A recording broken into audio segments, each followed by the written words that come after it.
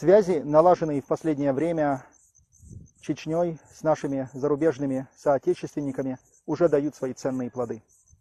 Настоящей сенсацией для истории Чечни и всего Северного Кавказа является сообщение о существовании арабоязычной рукописи аланского историка, мусульманского ученого и проповедника Аздина Вазара, сведения о которой вместе с ксерокопией аннотации на арабском и чеченском языках передал в Чечено-Ингушский государственный объединенный музей историк из Иорданского хашемитского королевства Абдул-Гани Хасан аль-Шишани. Аздин Вазар – это аланский историк чеченского происхождения XV века, ученый, богослов и путешественник. Аздин в своей рукописи утверждает, что родился в год нашествия полчищ Тамерлана на Кавказ в 1395 году. В своей книге Аздин Вазар описывает границы и земли расселения алан-чеченцев к северу от реки Куры и Тушетии, от реки Алазань и Азербайджана до северных пределов Дарьяла и течения Терека, и от Каспия по равнине до реки Дон. Сохранилось и название этой равнины – Сатай. Описывается и местность в нижнем течении Терека при впадении его в Каспийское море, равнина Кеашан и остров Чечен. Кстати, по предварительной информации, полученной от Абдул-Гани, средневековый автор Аздин Вазар не отделяет чеченцев от алан, считая их одним народом. Везде аланы и чеченцы для Аздина Вазара полностью тождественны.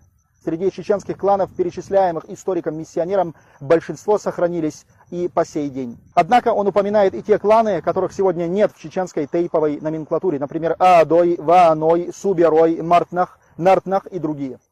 Согласно сочинению Аздина Вазара в XV веке, а именно с 1437 по 1441 годы, земли от рек Алазани и Куры, верховья Терека, включая Дарьял, и так к северу и востоку до Каспийского моря и равнины Сатай составляли собой пределы чеченской страны Симсима или Чачана. В перечень перечисленных им так называемых городов входили Нашах, Макжа, Аргун, Алан-Авол, Маас, Килбах, Малка, Балх, Тарки и другие. Им были упомянуты общества Дай, Саадой, Хой, Мартой, Малхой, Нашой, Артой, Ташхой, Гелой, Шардой, Кештой, Гойтой и прочие, среди которых ныне известные и уже не существующие названия. Таким образом, сведения Аздина Вазара позволяют взглянуть на этногеографическую картину Кавказа и историю Чечни в первой половине XV века.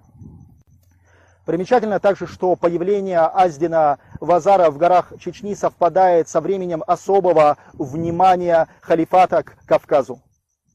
В первой половине XV века, после ряда поражений наследников Тимура и его ленов на северо-западном и северо-восточном Кавказе, появляются эмиссары исламского халифата. Инал, это предок кабардинских князей, и Ахмер, это мамлюки, прибывшие из Египта, откуда вполне вероятно вместе с ними и явился Аздин Вазар, ранее переселившийся в Миср, то есть в Египет, желая завершить или усовершенствовать свое образование. В своей книге Аздин Вазар описывает границы и земли расселения алан-чеченцев к северу от реки Куры и Тушетии, от реки Алазань и Азербайджана до северных пределов Дарьяла и течения Терека, и от Каспия по равнине до реки Дон.